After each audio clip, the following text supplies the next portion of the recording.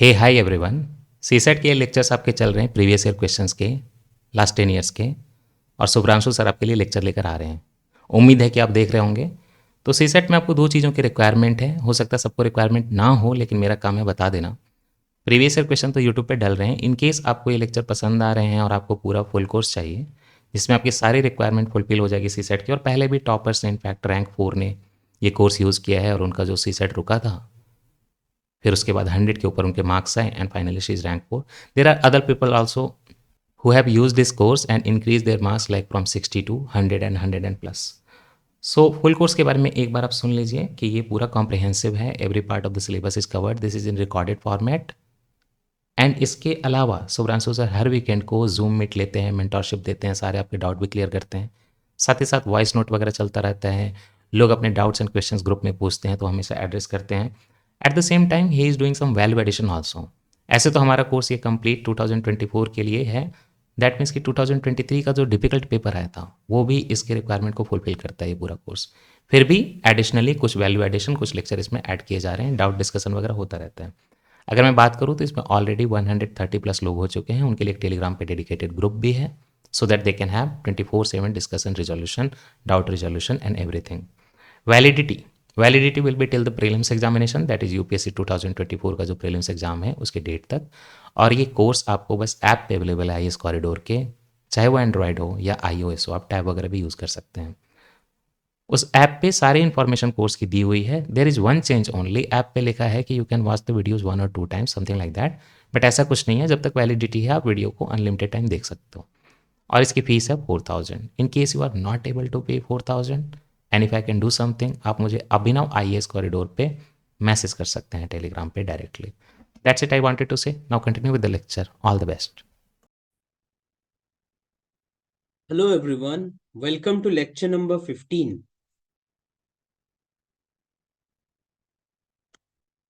So in lecture number 15, we'll be dealing from question number 99 to question number 105.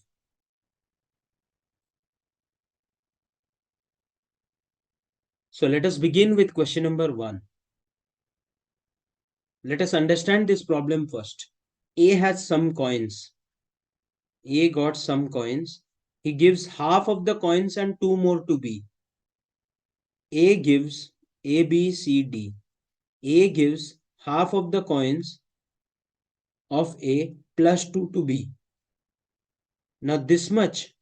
B gives half of the coins and two more to C. B gives half of this much plus two more coins. Similarly, C will give half of its coins plus two more to D. Question is, how many coins does A have in the beginning? यहाँ पे और एक चीज given है, the number of coins D has now is the smallest two-digit number. इस question को कैसे solve करोगे? Either you can take this as x, this becomes x by 2 plus 2. Now this becomes half of x by 2 plus 2 plus 2. Now this becomes half of x by 2 plus 2 plus 2 plus 2 equals to 10. इस तरह भी solve करके x निकाल सकते हो. But I want to teach you another method. D is the smallest two digit number. ये A है, ये B है और ये C है और ये D है. D smallest two digit number यानी 10. C से कितना कॉइन D के पास आया?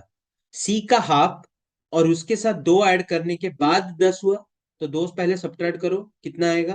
8. 8 का दुगना करो, 2 टाइम्स करो, 16. तो C will be 16. Why? C को हाफ करो, दिमाग में कैलकुलेशन करना चाहिए. 16 को हाफ करो, 8 आएगा, 8 के साथ 2 ऐड करो, 10 आएगा, राइट? अभी 16 B का कितना होगा? पहले 2 सब्ट्रैक्ट करो, 14 करो, उसका डबल करो, 28. फिर A कितना होगा? सब्ट्रैक्ट करो 2, 26, फिर डबल करो, 52. So your answer will be 52. Got it? I wanted to tell you this trick, but अभी इस तरह भी आप सॉल्व कर सकते हो, नॉर्मल कैलकुलेशन मेथड. ठीक है? I hope you have understood this problem. Now let us proceed to the next question. 5 friends P, Q, X, Y and Z purchase some notebooks. The relevant information is given below. Z purchased 8 notebooks more than X did. Z purchased 8 notebooks more than X did. P and Q together purchased 21 notebooks. Q purchased 5 notebook less than P did. So Q will be P minus 5. अभी इसको यहाँ पे डाल दो. P plus P minus 5 equals to 21. To P equals to 26. P will be 13. Now once P is 13, Q will be 8.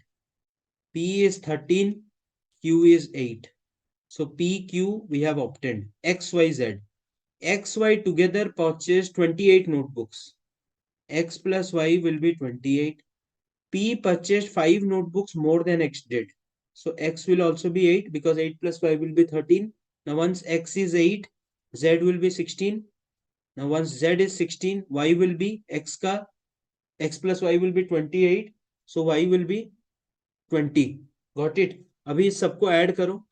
13 plus 18, 13 plus 8, 8, 16, 16, 16, 32, 32 plus 20, 52, 52 plus 13 will be 65.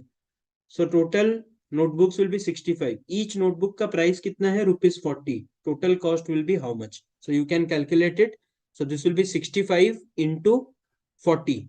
Got it? So once you do that multiplication, you will get the answer as 2600.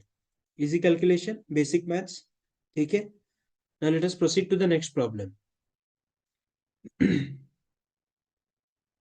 In the next problem, a person X wants to distribute some pens among 6 children A, B, C, D, E, and F.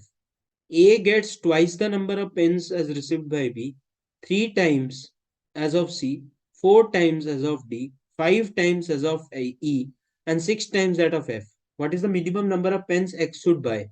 इस तरह के सवाल में आप A को X लेने के बजाय rather than taking X, you can take another number. Now, what is the another number? The another number is the LCM of 2, 3, 4, 5, 6. Now, why I am telling you to take this? Because you will know it now.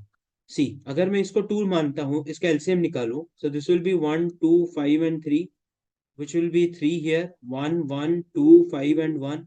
This will be 6 और ये 10, 60 आएगा. ठीक है? So A को 60x मान लो. A, B, C, D, E and F. Now see what will happen. A को 60x मान लिया. B कितना होगा? A is twice the number of pens received by B. So B will be 30x. C will be how much? 3 times that of C. 20x. D will be 15x. E will be 12x. F will be 10x. Easy calculation करने के लिए we took LCM. और else आप क्या लेते हैं? X लेते हैं. इसको फिर x by 2, x by 3, x by 4, x by 5, x by 6, वहां पे भी एलसीएम लेना पड़ता. ठीक है? अभी इसको टोटल ऐड करो. टोटल पेन्स निकालना है. टोटल पेन्स ऐसे होना चाहिए. मिनिमम कितने पेन्स होना चाहिए so that the number of pens each one gets is an even number. 60, 30, 90, 90, 10, 100, 120 और ये 147. 147x is the total number of pens. अगर मैं इसको 147 मानता हूँ टोटल पेन्स तो x1 आएगा. अगर x1 आता है तो ये 60 even, 30 even, 20 even, 15 is not even. So ये ऑड हो गया. ये गलत. ये नहीं होगा. 150 कभी नहीं होगा. क्यों? मल्टीपल नहीं है. 294 होगा आंसर. 300 भी नहीं होगा. 294 will be a correct answer. Why? 147x equals to 140 294 और x हो जाएगा आपका 2. Now since x is 2 you put 2 here. 120 even, 60 even, 40 even, 30 even, 24 even, 20 even. Got it? Question क्या पूछा है? Each one gets is an even number. So I hope you have got the answer. Everyone getting an even number. Clear? Now let us proceed to the next problem.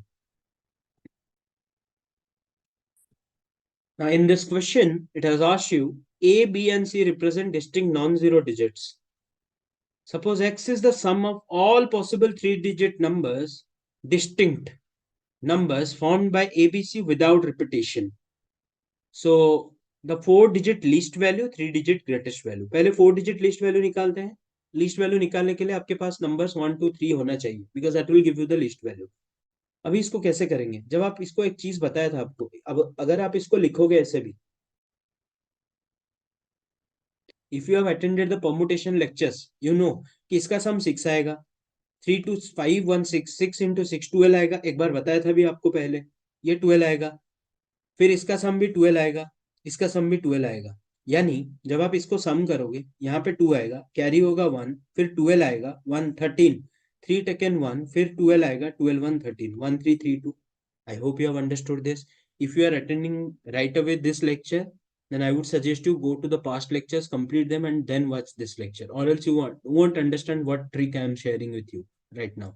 Got it? So आपका least number क्या होगा? इसको add करोगे भी 1332 आएगा. So the least 4-digit value is 1332. So this is correct. We have taken the least numbers itself.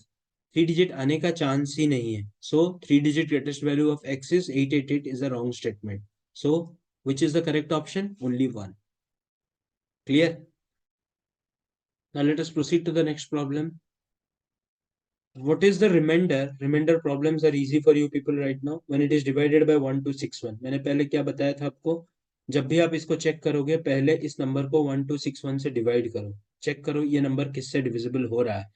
ये number 13 से divisible होगा. जब आप 13 से डिवाइड करोगे 7 आएगा. 1261 को 13 से डिवाइड करो, 91 आएगा शायद. नहीं नहीं, 97 आएगा. 13 9s of 117, 91, 97. Where 97, 97 gets cancelled. Since all the numbers vanishes, hence the remainder will be 0. ठीक है? So don't get worried कितना बड़ा number दिया है.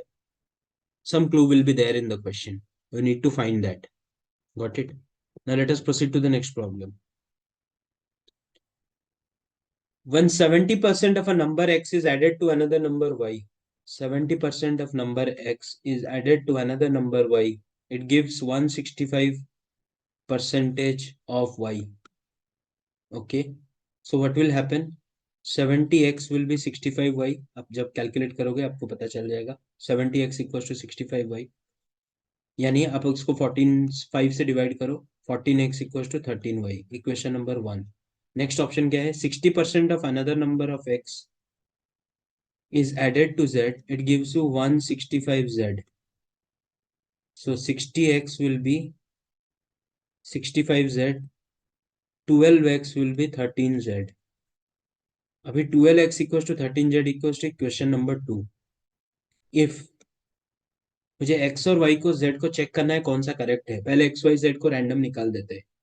मुझे x निकालने के लिए ऐसा नंबर z में लेना है ताकि ये 12 इसको कैंसिल कर दे, so that I can easily calculate. मैं 12 मान लेता हूँ. सपोज z इक्वल्स टू 12, तो x कितना होगा? These are the tricks that you need to know. 12 12 cancel हो गया, x हो गया 13. अगर x आपका 13 है, यहाँ पे डाल दो 13. 13 13 कैंसिल हो गया, y विल बी 14. कौन सा छोटा है कौन सा बड़ा है? Easily you got it. z is 12 less than x is less than y. Got it? So option A is the correct answer. Got it? इतना आसान है. एंड ये क्वेश्चन छोड़ के आते हैं लोग, इसलिए लोग बोलते हैं कि टफ सवाल आया है. You need to be patiently solving all those questions. Question को अच्छे से पढ़ना है, लिखना है जो गिवन डेटा है, और इसको सॉल्व करना है. I can assure you that if you watch all these lectures of PYQs, you will have that attitude as well as the aptitude developed in you to solve all these questions in your exam. ठीक है? Now let us proceed to the next question. What is the smallest number greater than 1000 that when divided by any one of the numbers 6, 9, 12, 15, 18 leaves the remainder 3? पहले इसको 3 से subtract कर दो, reminder को हटा दो. रिपीटेटिव थीम है ये वाला क्वेश्चन. और ये वाला नंबर्स किसी एक में से डिविजिबल होना चाहिए, यानी इसका एलसीएम निकाल दो. हो गया. जब आप इसका एलसीएम निकालोगे, पहले थोड़ा चीटिंग कर लेते हैं, 6 में करते हैं. Okay, usually it is not done, but कर लेते हैं थोड़ा चीटिंग, अलाउड है. ठीक है. Now if you use 3 1 3 2 5 1, so what will be the answer? 339. गलत हो गया, 540 आएगा. Usually 540 is not actually the LCM, 180 LCM होना चाहिए. चीटिंग किए है ना, इसीलिए चीटिंग करते हैं. 540 का डबल करो, 1080. 1080 is your answer. So C is your answer. LCM इतना नहीं आएगा, एलसीएम 180 आएगा. Okay, I hope you have understood the question. ठीक है. बिकॉज यहाँ पे मल्टीपल्स निकालना है, इसीलिए मैंने 6 से डिवाइड कर दिया. Got it?